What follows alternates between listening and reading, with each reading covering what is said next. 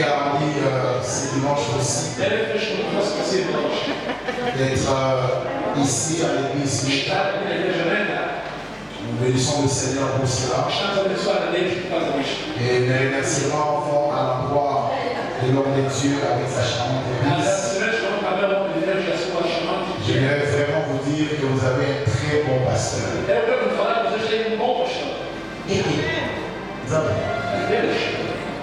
Attends, je vais répéter. Je voulais dire que vous avez un très bon pasteur.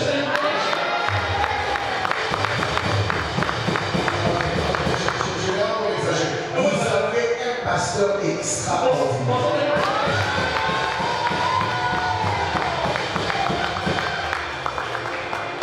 Il est pour moi la définition de boyman. Un berger. Vous savez, lorsque je le vois, ensemble avec maman, je vois la qualité de l'agneau de Dieu. Tu vois comme tu n'as pas dit amen là. Donc ça veut dire que notre rencontre est succès. Alléluia. Lorsque je le vois, il dégage la nature de l'agneau de Dieu. Et je ne dis pas ça pour flatter ou quoi que ce soit. Vous dégagez l'humilité. Et même si vous n'avez pas écrit juste votre vie, c'est un livre pour nous de comprendre comment est-ce que l'humilité fonctionne. Et j'ai pris le Seigneur de vous garder longtemps parmi nous. De quelles personnes avaient de tels cœurs, il faut les concevoir et les garder pendant longtemps. Lorsque vous avez un pasteur avec un tel cœur, il ne faut pas changer d'église. Il ne faut pas changer de pasteur. Parce que les jours sont mauvais. Il y a des pasteurs, des soi-disant pasteurs, qui font des choses bizarres. Mais si vous avez un homme de Dieu qui peut vous donner le cœur de Dieu en parole et en acte, vous pouvez dormir calmement. Alléluia. Est-ce que vous pouvez apprécier la vie de l'homme de Dieu, le pasteur Mathieu? Est-ce que vous pouvez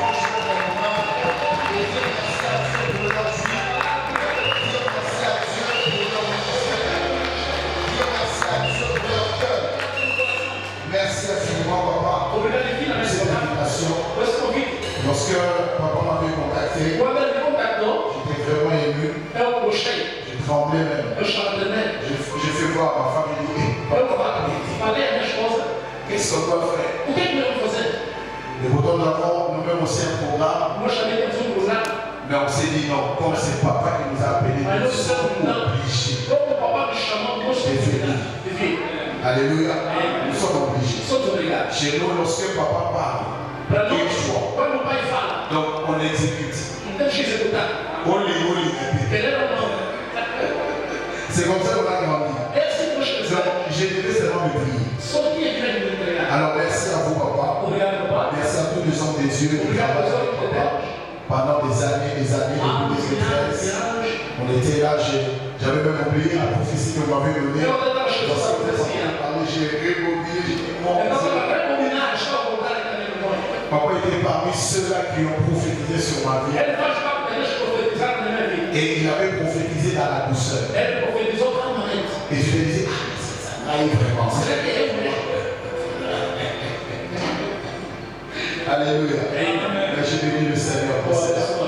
Et j'ai béni le Seigneur pour votre vie. Quand vous êtes présents, est-ce que vous pouvez acclamer aussi pour vous-même?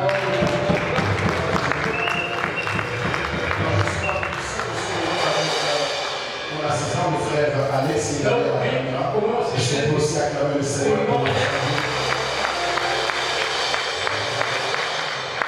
C'est mon assistant et mon beau-frère en même temps. Un disciple en même temps. Donc, il a plusieurs casquettes. Et je bénis le Seigneur pour la vie aussi de l'homme de Dieu. L'apôtre Anderson et de maman et des docteurs. Est-ce que nous pouvons acclamer le Seigneur pour la vie? Alors, Mon papa avait dit, juste après la prière, juste après la prédication, nous allons partir de l'autre côté parce que nous avons un programme là-bas. Est-ce que l'église me permet de partir juste après la prédication? Amen. Vous me permettez? Amen. Ça n'a rien à voir. Non, ça n'a fière ou à l'égalité. Nous avons un autre programme. Alléluia. Gloire à Dieu. Alors, je vais m'acquitter même des fois, je vais déjà donner mon offrande. Est-ce que je peux le faire? Gloire à Dieu. Je vais déjà donner mon offrande. Pour que je ne puisse pas partir avec la dette de Dieu. Alors, nous allons prier pendant quelques moments. Tout en ami. Je raconte, oui. Os amors sanctués, os amors sanctués, os amors sanctués, os amors sanctués, o caminho a monte, e Yahweh, Yahweh o caminho, e Yahweh, os amors sanctués, os amors sanctués, os amors sanctués, os amors sanctués, o caminho de Yahweh, Yahweh o caminho sanctué, de Yahweh, natural os amors sanctués, os sanctués, Yahweh.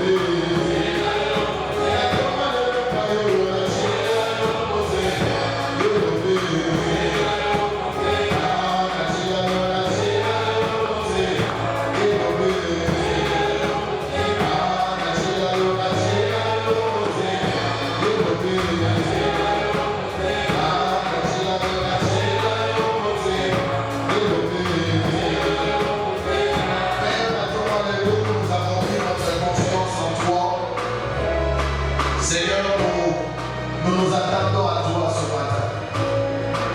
Te demandons de nous faire du bien et de nous parler, Seigneur, ce matin.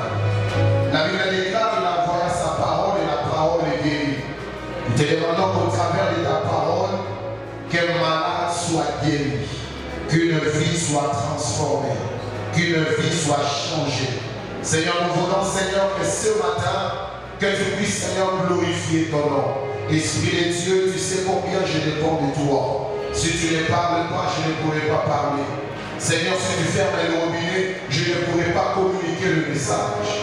Je te prie, Seigneur, d'ouvrir le ciel. Je te prie, Seigneur, que mon esprit soit synchronisé avec ton esprit. Je te prie, Seigneur, de me prêter ta bouche pour parler. Prête-moi tes yeux pour voir.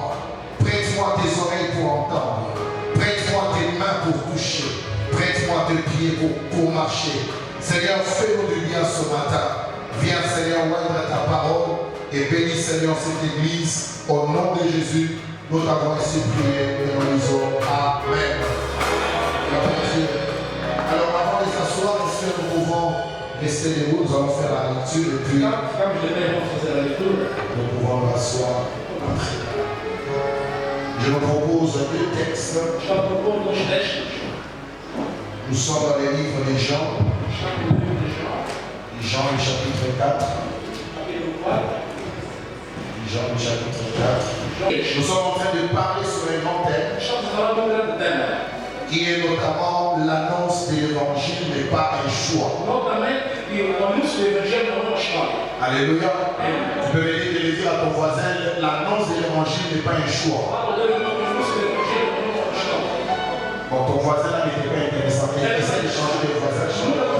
Les voisins voisines, l'annonce de l'évangile, c'est une obligation. Non, voisin, on a zagué mauvais temps. Est-ce que tu peux pas changer de voisin? Dis la voisine. L'annonce de l'évangile, c'est une obligation. Ce n'est pas un choix. Alléluia. Je bénis le Seigneur pour ce thème. Parce que ce thème nous permet de comprendre la nécessité de l'évangile. Surtout dans le monde dans lequel nous vivons. Je pense que les hommes de Dieu ont pris le temps de définir l'évangile. Et je crois que parmi la définition qu'ils ont pu donner, ils ont parlé sur le fait que l'évangile est une bonne nouvelle. Alléluia. L'évangile, c'est une bonne nouvelle. Nous vivons dans un monde où les gens ont besoin d'entendre la bonne nouvelle. Vous avez compris compte que nous vivons dans un monde où on est saturé de mauvaises choses. Il suffit juste d'ouvrir la télé et les mauvaises nouvelles commencent. Il y a guerre ici, il y a guerre là-bas, l'économie qui ne marche pas, quelqu'un qui a tué, quelqu'un qui a volé, quelqu'un qui a fait ceci, et on se nourrit de ça.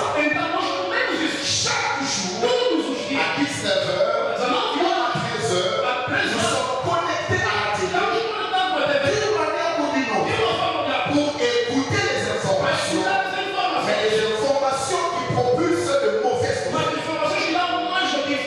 Je vais le dire à quelqu'un, le monde a besoin d'écouter la bonne nouvelle. Je vais dire que le monde a besoin d'écouter la bonne nouvelle de Jésus. Je vais dire à l'église que le monde a besoin d'écouter la bonne nouvelle. S'ils ont l'habitude d'écouter les mauvaises nouvelles, je vais te dire que l'heure vient, et elle est déjà venue, où le monde entendra l'évangile de Jésus. Nous sommes venus pour commencer à envahir des nouvelles, changer de mauvaises nouvelles à bonnes nouvelles. Nous voulons dire aux gens qu'il n'y a pas seulement de guerre, il n'y a pas seulement de pleurs, il n'y a pas seulement de problèmes, il n'y a pas seulement de suicides,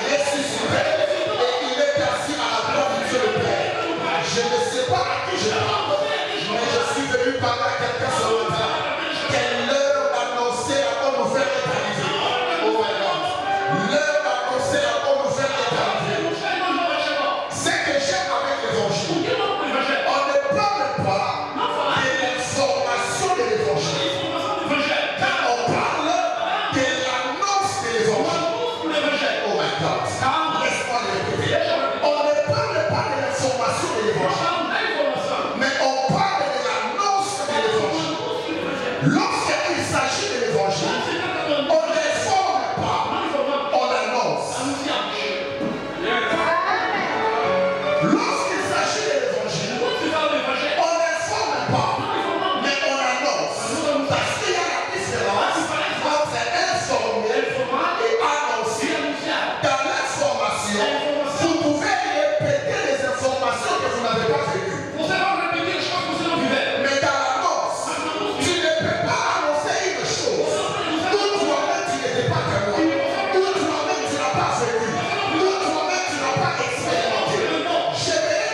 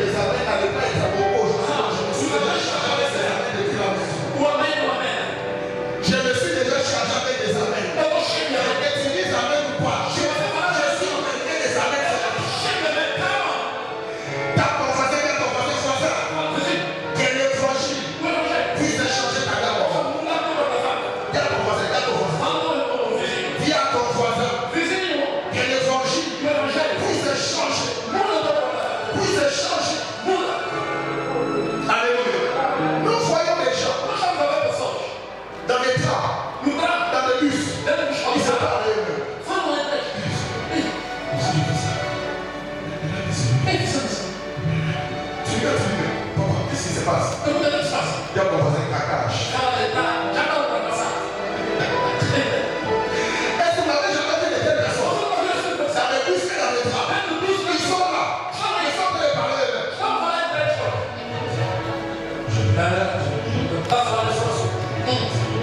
Je dis, oh, vous avez les écouteurs. Il a pas laissé parler lui-même. Pourquoi? De mauvaises nouvelles font en sorte que la personne arrive pas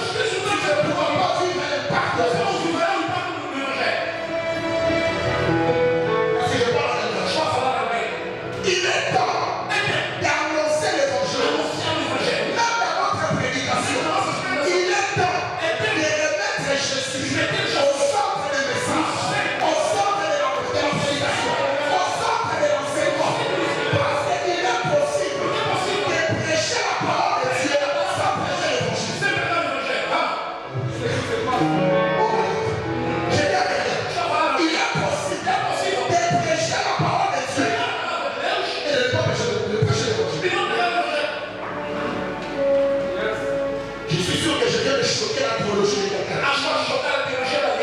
Je le répète. Il est possible de prêcher la parole de Dieu. Toucher l'évangile. C'est totalement évangile.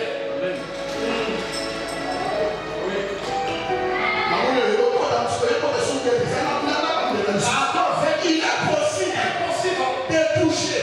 Pécher jusqu'à l'Apocalypse. Sans avoir prêché l'évangile. Il est possible de parler de Moïse, de parler de Samuel, de parler des prophètes de Dieu. C'est clair. Mais le problème, ces gens-là, tous les héros de la foi, Abraham, Isaac, Jacob, Daniel, Élisée, tous ces gens, des héros de la foi, gloire à Dieu. Mais quand il s'agissait de mourir pour moi et toi,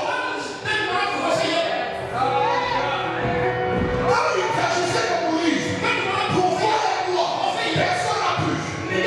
J'ai dit personne n'a pu. Sauf l'homme de Galilée. Le Seigneur des Seigneurs. Jésus-Christ est Nazareth. C'est lui qui était toutes les choses. Tu peux me parler de lui. Mais après avoir parlé de lui, parle-moi de Jésus.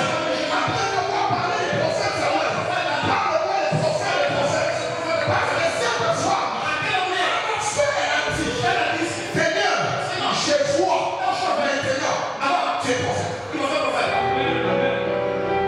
Quand elle a commencé la conversation avec Jésus, Jésus a commencé la conversation comme étant un juif. Mais à la fin de la conversation, c'est la caisse finie en tant que Messie. Quand il a commencé la conversation avec cette femme a dit, mais toi tu es juif. Moi je suis samaritain.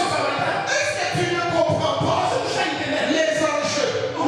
Ils ne s'entendent pas. Mais cette femme ne savait pas. Elle est en train de donner l'information à celui que la Bible appelle l'ancien du jour. Elle ne savait pas qu'elle était en train de donner l'information à un historien céleste. Il a dit, entre nous, normalement, il n'y a pas de relation. Je suis ami. Femme, donne-moi quoi? Il a regardé Jésus et dit, je suis au ma courage. Ma courage à bas la boulette.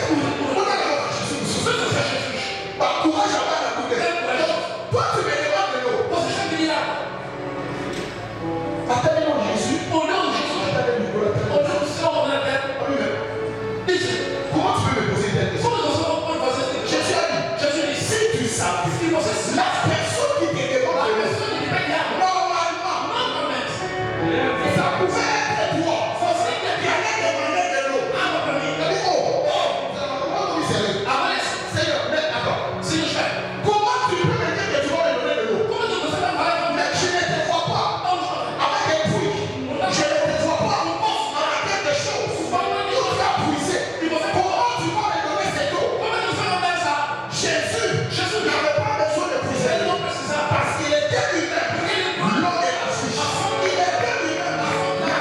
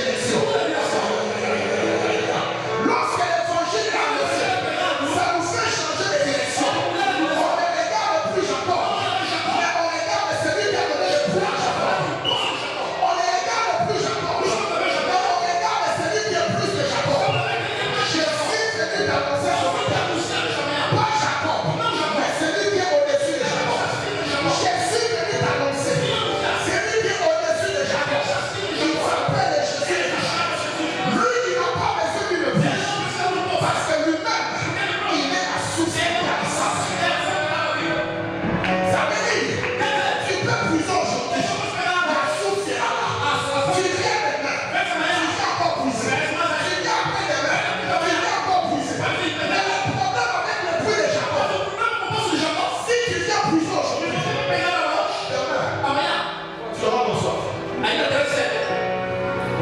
le bain, tu auras bonsoir.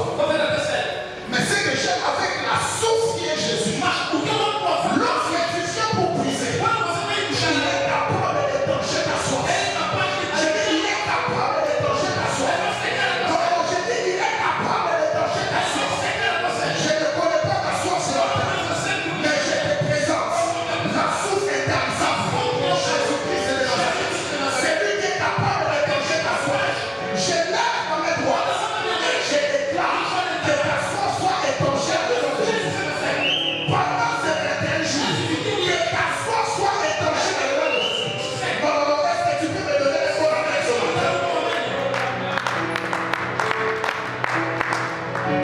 La femme dit, donne-moi des secours. Donne-moi des secours. Afin que je ne puisse plus venir puiser dans ses peaux, puiser dans ses bouches. C'est que j'ai avec l'évangile, dans l'impact de l'évangile, ça laisse le trace de la grâce. Dis avec moi la grâce. Non, non, dis avec moi la grâce. C'est que j'ai avec la grâce. La grâce, c'est une faveur imméritée de Dieu. Donc ça veut dire, normalement tu ne méritais pas. Normalement, tu n'étais pas qualifié. Mais quand la grâce vient, ça te fait changer de direction.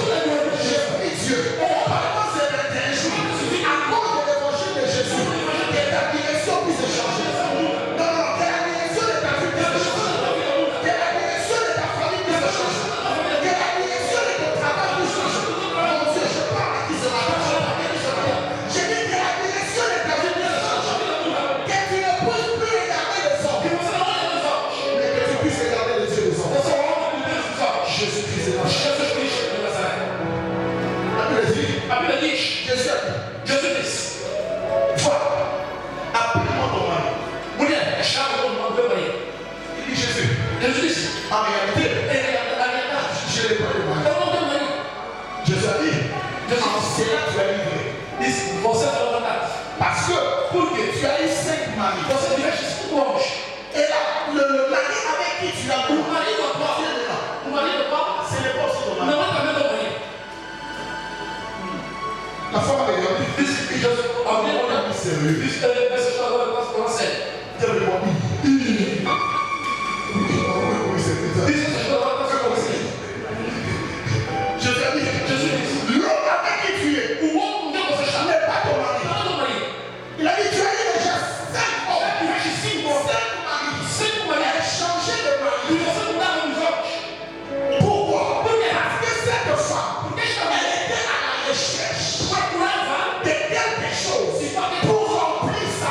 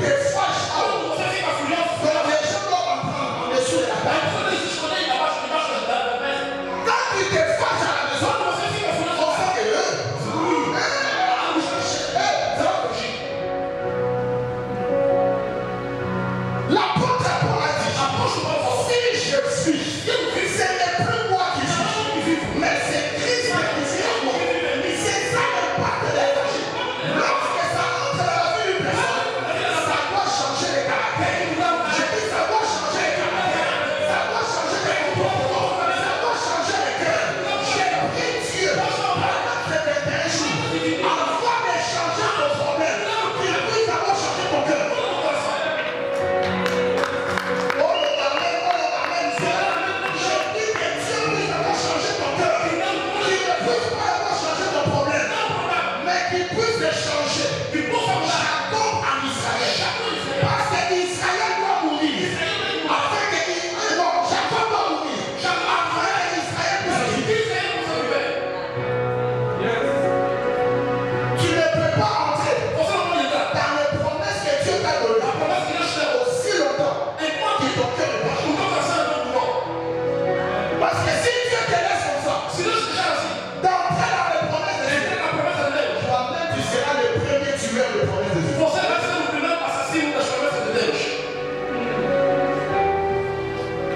Si Dieu ne prend pas le temps d'échanger Jacob, je suis venu parler de Jacob. Dieu t'a promis des choses. Dieu va te bénir. Dans ce 21 jours, Dieu n'a pas de problème de bénédiction.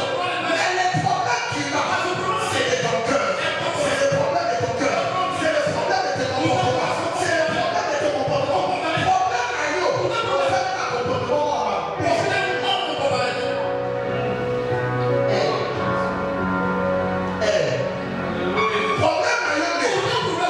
un comportement bizarre. Tu ne sais pas comment vivre avec les gens.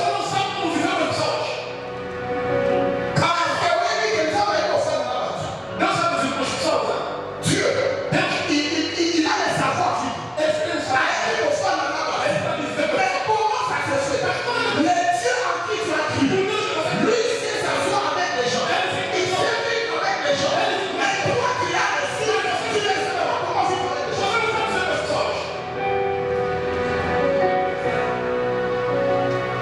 Ça va changer mon thème. Ça va changer mon thème. J'ai dit ça va changer mon thème. J'ai dit que ça va changer mon thème. Jacob va répondre gloire. Jacob va répondre à Dieu. Jacob soit brisé. Que l'évangile puisse briser tes comportements. Ce matin, c'est le matin de la transformation. Où on ne va pas demander à Dieu, Seigneur, change mon problème. Mais nous voulons que l'évangile puisse laisser l'impact dans notre cœur. J'aime beaucoup la bénédiction, croyez-moi. J'aime beaucoup la bénédiction. Mais je ne veux pas que Dieu puisse me bénir avec des messages. Parce que je vais risquer de salir la bénédiction du matin. Pourquoi? Parce que le Dieu qui bénit, c'est un Dieu qui est saint. Même dans ce qu'il t'a donné, il y a une portion de la sainteté. Pour mieux garder ça, il faut aussi la sainteté, la sanctification, la consécration. Pour mieux garder la chose. Sinon, c'est pas parti.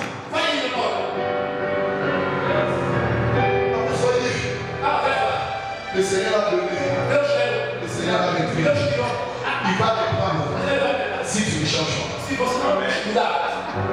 J'ai dit, il va répondre si tu ne changes pas. Jésus, il est entré d'attendre cette fois au prix de Jacob. Et la Bible dit, elle est venue vers 12 heures. Pourquoi? Parce que vers ces heures, il n'y avait pas de gens, qui venaient à lui. Donc, à calculer, parce qu'elle savait, j'ai une mauvaise réputation. Quand je serai là, j'allais retourner dans la mission. Ça fait mal, quand on retourne dans la mission. Quand tu vas retourner dans le tu es là. Par l'esprit. Là, il faut devoir.